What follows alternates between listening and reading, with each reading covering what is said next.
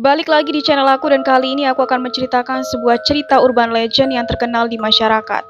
Jadi aku mau kalian simak ceritanya sampai habis dan jangan di skip-skip. Jadi langsung aja kita masuk ke ceritanya. Beberapa tahun yang lalu aku mendengar nasihat dari seorang pemuda yang tinggal di desa yang sama denganku tentang pindah ke kota untuk memulai karir. Pekerjaan pertamaku adalah asisten yang bekerja di lokasi konstruksi di daerah wisata populer. Aku bahkan dapat memberikan keluargaku rumah baru di kota. Itu semua adalah hasil kerja kerasku sendiri. Sejak saat itu hidupku berubah menjadi lebih baik dan lebih baik lagi. Rasa ingin tahu dan kekaguman orang-orang di sekitarku. Mengapa aku berhasil begitu cepat? Semuanya dimulai ketika aku pertama kali bekerja di lokasi konstruksi. Hari-hari pertamaku bekerja selalu menjadi yang paling sulit dibandingkan dengan orang lain. Berlangsung dari dini hari hingga larut malam. Bekerja berhari-hari tanpa istirahat membuatku terlihat lebih dibandingkan orang lain. Seorang kolega menyarankan kepadaku agar aku tinggal di lokasi konstruksi bersama tunawisma lainnya untuk menghemat uang. Saat itu di malam harinya, aku tinggal di asrama yang sempit tepat di tengah lokasi konstruksi. Dan aku sering begadang sampai tengah malam. Karena tidur di tempat yang asing, aku selalu punya kebiasaan pergi ke kamar mandi saat tengah malam. Tapi kamar mandinya terlalu jauh dari asrama. Jadi setiap kami perlu menggunakan kamar mandi terutama saat malam hari. Kami buang air kecil di bawah kaki pohon di dekat asrama. Tempat tidur kami juga dikelilingi oleh batu-batu liar. Jadi tidak ada orang lain yang datang kecuali kami. Pekerja lain di asrama semuanya tertidur lelap. Tetapi aku satu-satunya orang yang belum tertidur dan terus memikirkan hal yang aku lihat sebelumnya. Semakin dipikirkan aku semakin menjadi takut. Aku sedang buang air kecil di bawah pohon pada saat itu. Ketika aku merasakan pukulan dingin yang aneh di belakang leherku. Kemudian aku merasakan tangan seseorang yang menampar punggungku dan itu membuatku terkejut. Jadi aku berbalik ke belakang dan tidak melihat seorang pun di sana. Aku kebingungan dan berpikir bahwa seorang rekan kerja sedang mengerjaiku. Tetapi bahkan jika aku membodohi diriku sendiri, aku tidak akan bisa berhenti mengkhawatirkan apa yang terjadi pada diriku. Tangan dingin itu bersandar di bahuku lagi. Ketika aku berbalik bersamaan dengan nafas berat dari belakang. Kali ini aku segera berbalik untuk menangkap basah penggoda itu. Tapi yang aku lihat hanyalah asap putih aneh. Asap putih itu terbang seolah-olah tidak ingin aku melihatnya. Aku melihat asap itu melayang menuju hutan di belakangku. Dan secara perlahan bentuknya berubah menjadi tubuh manusia. Aku tidak bisa melihat sosok itu dengan jelas. Tapi aku tahu itu memiliki wajah yang menyeramkan dengan mata yang bersinar. Setelah itu aku berbalik dan mencoba menyelesaikannya dengan cepat agar aku bisa kembali ke tempat tidurku. Setelah selesai aku langsung menuju ke asrama. Aku tidak pernah melihat kembali pada bayangan putih. Tetapi saat perjalanan pulang ke asrama, aku selalu memiliki kesan bahwa seseorang tengah mengikutiku dari belakang. Aku berlari ke asrama dan membanting pintu hingga tertutup. Aku tidak ingin orang asing di belakangku masuk. Akhirnya aku bergegas ke tempat tidur melepaskan rasa takut yang coba aku tekan sampai saat ini. Tetapi pada saat itu aku tidak bisa melupakan bayangan putih itu.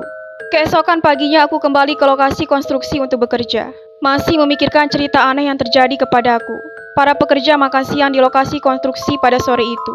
Tetapi karena aku takut dengan apa yang terjadi pada malam sebelumnya, aku tidak berani makan jadi aku tidak perlu ke toilet nanti malam.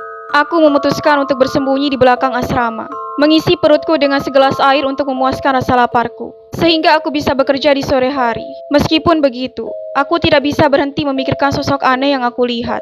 Aku tak sengaja melirik dan dengan jelas melihat bahwa disinilah aku melihat sosok putih itu di malam itu dan aku menjadi penasaran. Aku segera berdiri dan pergi ke semak-semak untuk memeriksanya. Hal pertama yang menarik perhatianku ketika aku masuk adalah gundukan tanah besar yang sama persis seperti kuburan.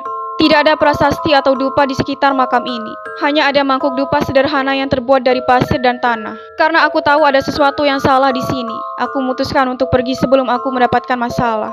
Kemudian aku pergi menemui manajerku yang juga merupakan karyawan lama di sini. Begitu dia melihatku, ia mengatakan ada urusannya yang belum selesai di sini dan langsung mengajaknya untuk berbincang.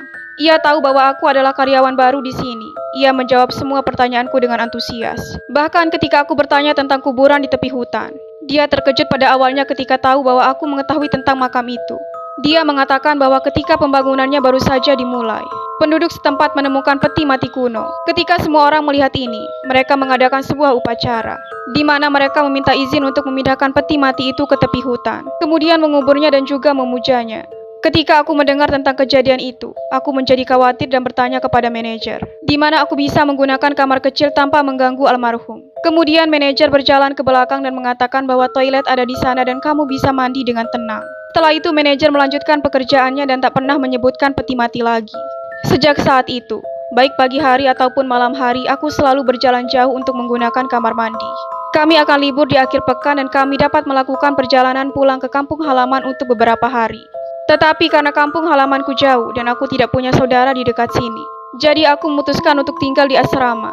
Manajer berada dalam situasi yang sama denganku, jadi ia tetap tinggal di sini. Aku ingin lebih dekat dengannya, jadi aku pergi ke pasar untuk membeli makanan untuk dimasak beberapa hidangan sederhana. Kemudian aku meminta manajer untuk bergabung denganku untuk minum-minum malam ini. Manajer dengan antusias setuju dan kami bersenang-senang di malam itu. Karena kami tidak perlu khawatir keesokan harinya untuk bekerja. Setelah minum-minum sampai tengah malam, kami berdua ingin buang air kecil. Jadi aku meminta untuk ikut dan pergi bersama-sama. Aku segera mengejarnya. Ia membawaku ke makam di mana aku melihatnya terakhir kali. Aku pikir tidak ada hal aneh yang akan terjadi jika aku pergi dengan manajer. Tetapi setelah beberapa saat manajer tertawa meledek di sampingku. Seluruh tubuhnya gemetar seolah-olah dia dirasuki. Itu membuatku kebingungan. Aku punya firasat sesuatu akan terjadi. Aku melihat ke belakang manajer, dan dengan jelas aku melihat sebuah tangan di bahunya. Pada saat ini, tampaknya manajer menyadari hal itu. Jadi ia membuat beberapa lelucon dengan orang di belakangnya. Setelah itu, dia dan roh aneh yang berdiri di belakangnya tertawa bersama-sama. Aku tidak bisa mengalihkan pandanganku dari mereka. Dan tanpa diduga, itu terlihat oleh roh aneh itu.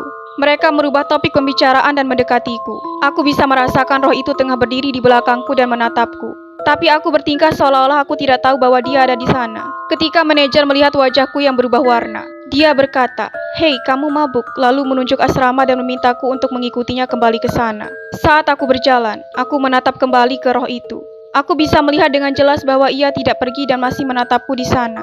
Aku takut roh itu mengikutiku dan manajer masuk ke dalam rumah. Jadi dengan panik aku berlari masuk dan membanting pintu. Ketika manajer melihat ini, ia panik dan bertanya kepadaku, "Ada apa?" Aku tidak dapat menahannya lagi. Aku mengatakan kepadanya bahwa ada hantu yang berdiri di belakangnya barusan. Manajer mengatakan bahwa ia mengetahuinya sejak awal. Tetapi karena roh itu adalah orang baik, jadi ia tidak takut dan menganggapnya sebagai teman. Aku terkejut dan tertarik. Manajer menyuruhku untuk duduk dan ia kembali menceritakan tentang roh itu. Ia ingat bahwa pekerja tidak kebal tentang masalah ini. Ketika setiap kali mereka bekerja, seseorang akan menyentuh punggung mereka. Mereka menyampaikannya pada kontraktor, tetapi kontraktor tidak mempercayainya dan malah mengancam akan memecat mereka. Kejadian ini terus terjadi di sisi konstruksi, dari waktu ke waktu dan tidak akan hilang, sampai ketika kuburan itu didirikan. Para pekerja juga bercanda mungkin saja roh itu kesepian sehingga ia mengganggu mereka. Setelah mendengar ceritanya, aku menjadi sedikit tenang. Manajer juga mengatakan jika lain kali aku pergi ke sana, aku harus menyapa dan yakin tidak akan terjadi apa-apa kepadaku, asalkan aku tidak menyakitinya. Seiring berjalannya waktu, proyek itu tetap menjadi tanggung jawabku sepenuhnya. Tetapi karena pekerjaan hampir selesai, kontraktor tidak sengaja menemukan peti mati itu. Ketika kontraktor melihat rangka kayu peti mati itu, ia menyadari bahwa itu adalah kayu yang mahal. Jadi ia mengambil potongan kayu itu dan menjualnya. Sedangkan mayat itu sementara waktu dikuburkan di tanah. Namun setelah menjual peti mati itu, kontraktor mulai mendapatkan nasib buruk. Ia sering jatuh sakit sampai akhirnya ia meninggal. Dan hartanya mulai berkurang. Bahkan ia juga melihat hantu yang berdiri di belakangnya saat malam hari. Kontraktor harus menjual semua asetnya untuk menemukan seorang penyihir yang bisa menyembuhkannya.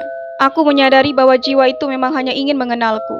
Jiwa tidak punya alasan untuk menyakiti kita jika kita tidak menyakitinya. Dan semoga bisa dijadikan sebagai pelajaran. Sampai di sini dulu cerita kita dan sampai ketemu di video selanjutnya.